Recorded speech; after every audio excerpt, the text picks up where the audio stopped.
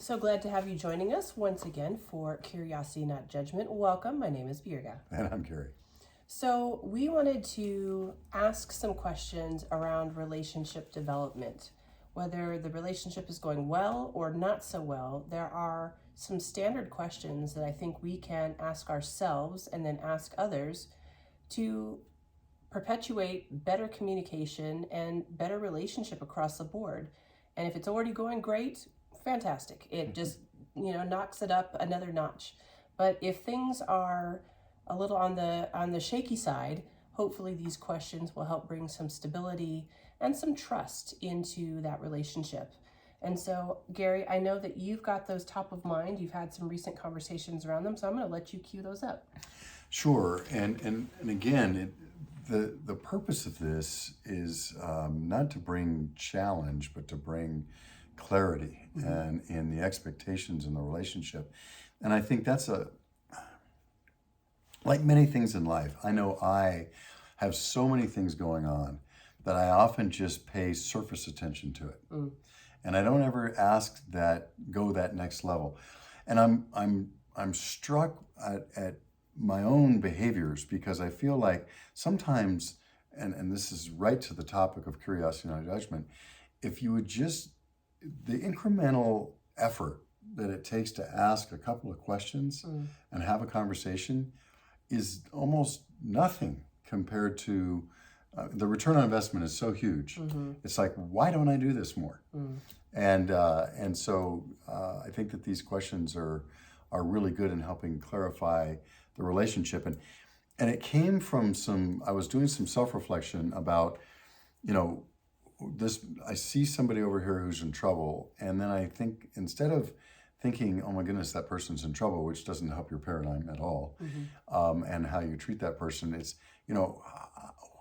how can I help this person? And then more deeply, who does this person need me to be for them?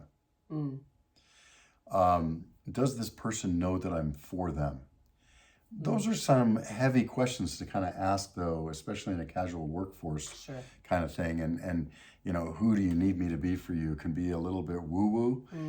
So I was talking with a friend recently, and she said, well, how about, what does success look like for you?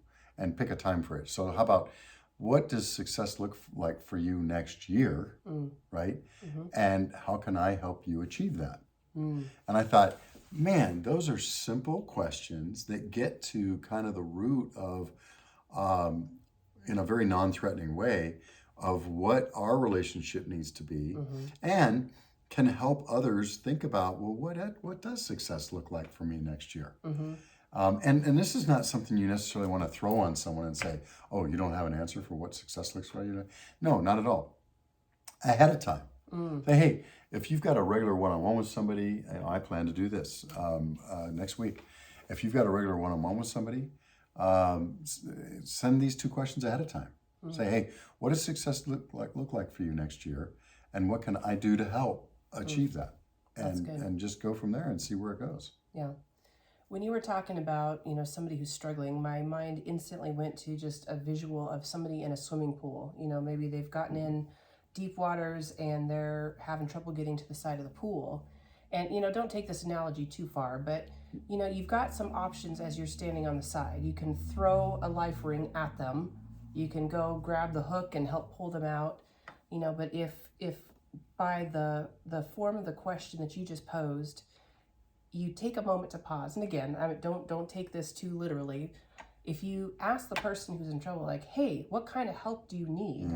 Maybe the answer is, I'm fatigued and I could use an extra boost, and that takes on one shape. Or like, I'm about to go under and I need somebody immediately and I'm in like life-saving mode, or conversely, like, yeah, I'm struggling a little bit, but I really want to challenge myself to accomplish my goal. I'm going to get to the side on my own. I just need you to be there to supervise.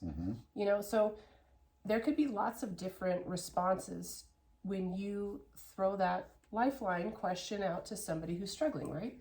It can be. And again, as you pointed out, at the first part of this, it doesn't have to be to somebody who's struggling. This Right. can be for a person who's doing very well, thank you, and it's just for a good setting of expectations for the relationship. But back to, if it is somebody who's struggling, that clarification of, yes, I want help. No, I don't need help. Now, obviously, a lot of people, myself included, will say, no, I don't need your help, even if I do. But at least it gives them the chance to say what's ever on their mind. And if they're going to do the work of being self-reflective, and then the relationship benefits from that, great. If it's, the standard answer of, no, I don't need help, well, then you have to take that at face value. And then if there's repeated times down the road, there may have to be a different conversation. But from a professional standpoint and from a work relationship standpoint, asking these two questions shouldn't be threatening to anybody, and you should get some good answers and some clarifying responses. Because if somebody does say, yeah, I'm in a little bit of trouble here, but I really do want to get to the side of the pool on my own, that's a very different answer from jump in right now because I need help. Yeah. The other part that I think is interesting about that analogy, you said not to take it too far, I'm going to anyway, is evaluating your own skill set. So drowning is a funny one that you picked, because even though I spent a lot of time in the ocean as a surfer in high school, I'm not the strongest swimmer, right? And so I am going to look for somebody else to jump in to help somebody drowning, because, you can get yourself in trouble going in after a drowning person. Absolutely. And I know of many stories where that happens. If I was a very strong swimmer, that option's on the table. If I'm not a swimmer, just to go to the other extreme, that option's not on the table. Going to go get somebody else to help is on the table. Going with a rod or a stick or a life preserver, or in a river, a rope or something like that, if you're in a raft, those are options. But evaluating your own self and where you can actually be helpful is part of that process. It is. It absolutely is. And you mentioned that this doesn't have to be just in a dire situation where somebody's really panicked or facing a lot of problems.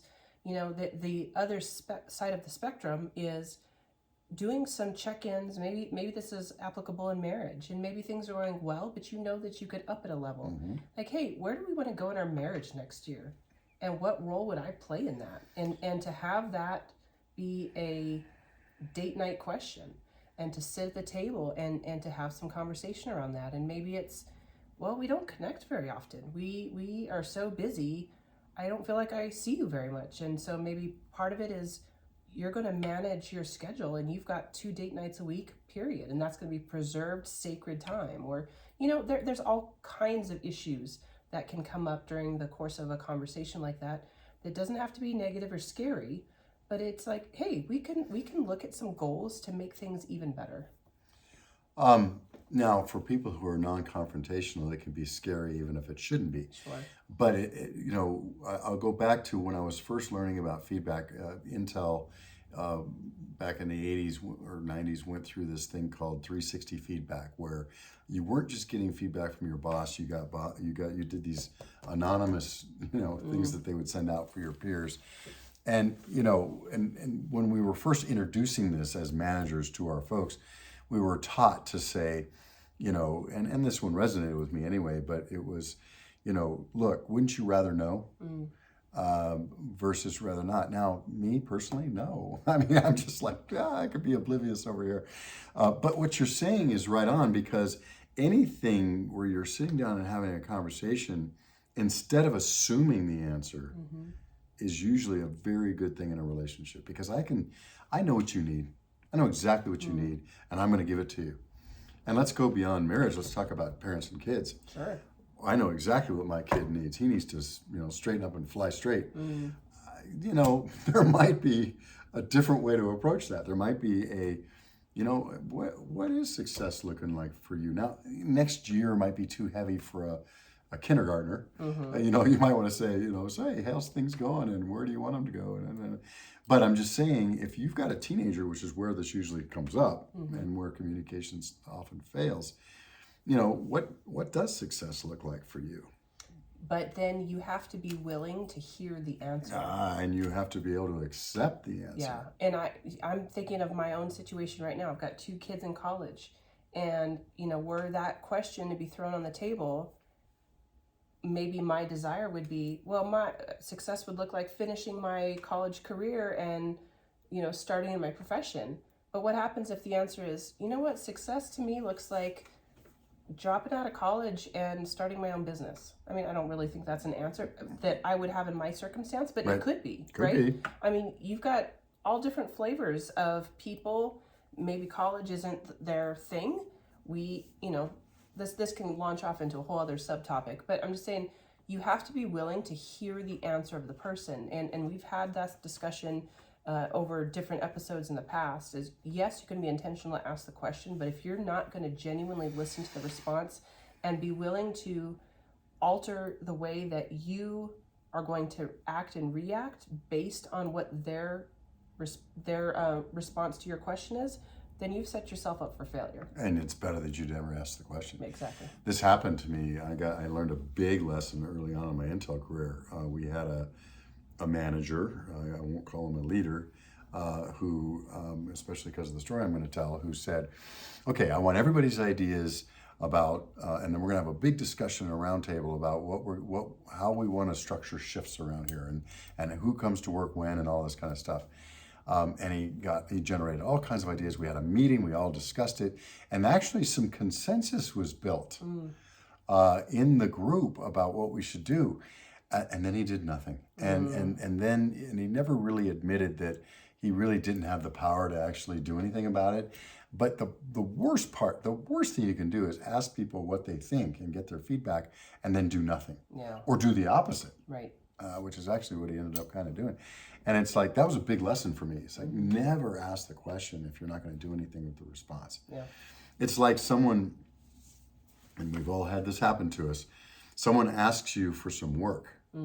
And you do completed staff work. You say, okay, I went and I researched this, I got the data, here's my analysis of the data, which is consistent with the data, here's my recommendations, which is consistent with the analysis, consistent with data, and you're ready at 10 o'clock on Monday morning, and the boss doesn't even care and doesn't even worry about it, and says, oh yeah, that's great that you did that, let's talk about this on Thursday. It's like, I busted my butt to get this thing done by 10 o'clock in the morning. You're going to hear it right now. Yeah. And so, don't ever ask a question if you're not willing to listen to the answer. And don't ask somebody to prepare and give you feedback if you're not going to do anything with the feedback. That's right. But let's assume for a moment that you do want the feedback and you're going to accept it and you're going to accept whatever answer it is. What a clarifying thing to have the conversation. And by the way, if somebody's finishing college just because that's your expectation and not theirs, it is not a good thing. The conversation at least has to be had. Now, the good part of this is sometimes the person doesn't even realize that they probably do want to finish school or finish this project or do this thing, but they've just decided, I'm not sure I do. And the conversation helps them clarify that they actually do.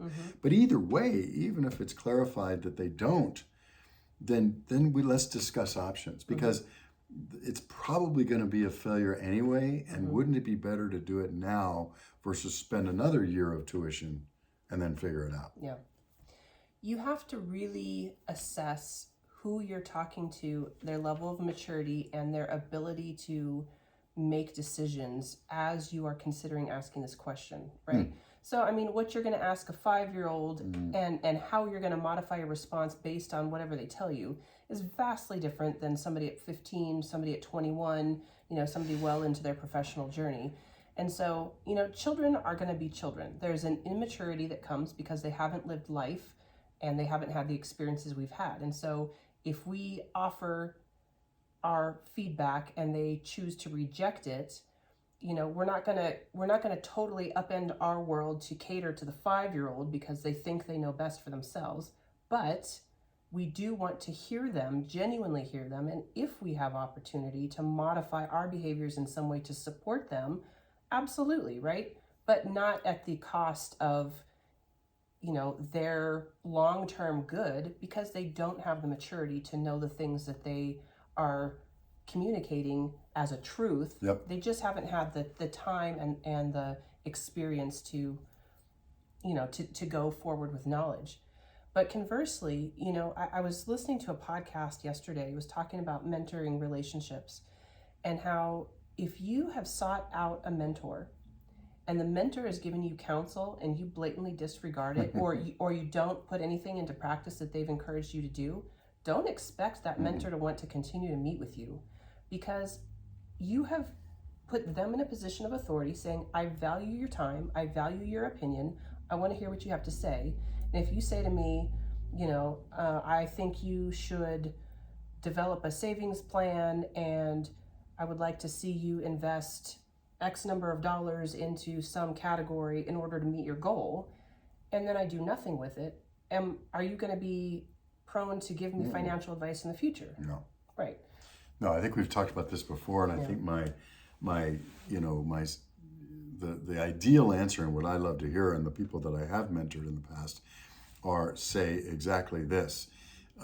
Here's what you told me. Here's what I did. Can I get another cup of coffee? Mm-hmm. Yeah. That's simple. Yeah.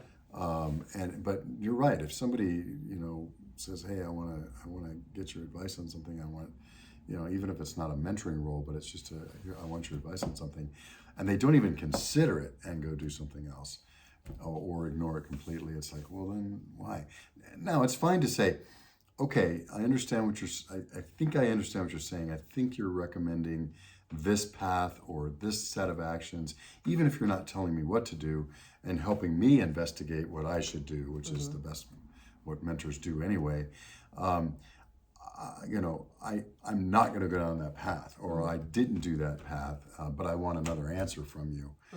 That's going to be discouraging to a mentor. But I think that in any situation where you've got two people, when the people are feeling valued in the relationship, that's key. And these questions can actually cause the other person to say, oh, I have value. My opinions have value. What I say has value because they're asking me questions instead of just telling me what to do. Well, so let's go back to those sample questions being, what does success look like for you next year and how can I help you achieve it? What happens if the answer comes back and say, well, success looks like X and you could do Y, but you don't know if you've got the capability to do Y? That's exactly your analogy of the person standing on the side of the pool. What is my capability of helping this person? And so that's a great conversation to have. And wouldn't it be great to have that conversation? Yeah. I tell you what, I have heard more people say, well, I left this position because of my boss, which is why usually people leave their positions. She never did this for me. I always want to ask, did you ask her? Was that an expectation? Right. And so what you just said is a great follow-on conversation. Success for me next year looks like this, and I'd like for you to help me do this. Well, I'm not willing to do that, right? Or I think I know what you're asking me.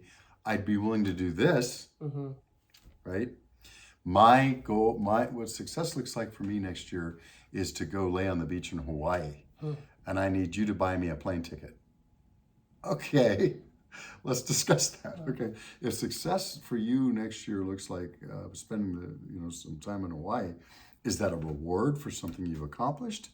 Is this something that takes you and is consistent with your other goals? Is this something that leads to another goal? Help me with that. If it is, I might be persuaded to buy you a ticket. Right. But if it's not, let's rethink this, right? And and if that's a real answer, right? And so I think that's a very, the second part of that, what you just described is, how can I help you achieve that? If they come back with, you could do this, and that's either not in your capability or it's not in your desired want to do, those are great following conversations to have. Well, and I would add another category is to be very aware of your personal boundaries, because, if the response comes back, success looks like getting rid of this team that's caused me so many problems in the workplace, and how can you be a part? You can help make sure that they're gone. There's going to have to be some boundaries. There's ethical things to consider. There's crossing lines between personal and professional, assuming these are workplace questions. So, I mean, you have to have thought through some of those as well. Yeah, and if it's a group of people that need to be gone and it's family members, that's not going to work, right? Right, certainly. But that would be if the person was honest enough to say that and say, look, I just can't work with that team. Okay, is there a different team you could work with? Maybe we should move you over here so you don't have any relationship with that team. However, if it's the entire purchasing department and you need to purchase things, right, then that's the deal. Now, if it's, I just never want to work with this one individual again, maybe there's some things we can do about that, although it's a red flag that you can't work with that individual. Sure. So rather than, jump into that question just very unprepared, I think, again, going back to that suggestion of we need to have the preparation. If we're going to ask those questions, think through our own capabilities, think through our own willingness, our own bandwidth, and then allow that person a little bit of time to process before you throw that in front of them. So maybe it's by way of email, by text, whatever. Hey, I know we're meeting tomorrow afternoon. These are some things that I wanted to present to you and just wanted to give you some time to think about it ahead of time. What would success look like for you over the next year, and how might I be a part of helping you achieve those goals? And giving them the space to be able to think through that so that there can be that healthy interaction by the time that you get together. And not just at the workplace, I would say that holds true, maybe especially true when you're having conversation with a spouse or with children, because we so often take for granted, the familiarity and the comfort, and we don't give them the time to process that they may need as well.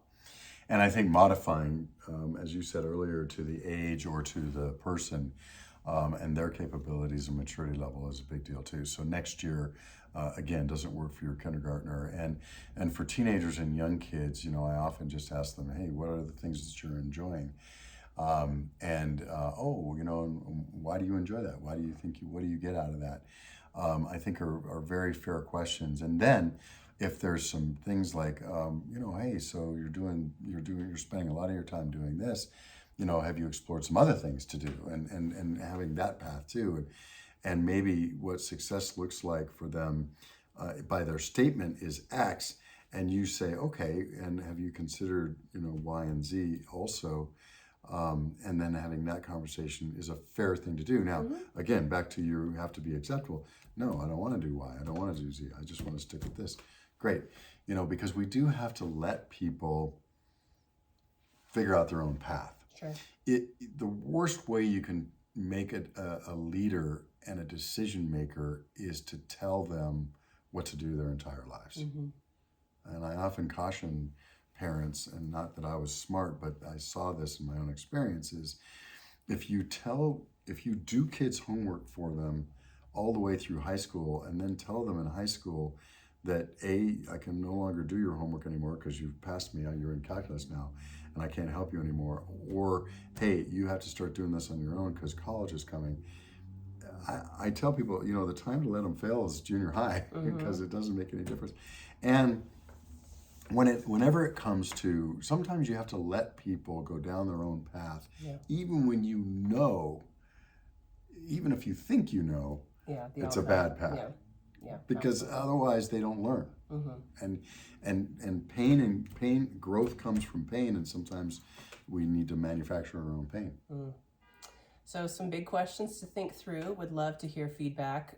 Have you walked through that process, either being the recipient of those questions or asking those questions? Or are there different questions you think would spur some conversation that would lead to some really fruitful relationships? So let us know. You're always welcome to comment. You can reach out to us on the website, curiositynotjudgment.com, or comment below in whatever form you're watching or listening to this in. So until next week, we'll wish you a very good one. Take care.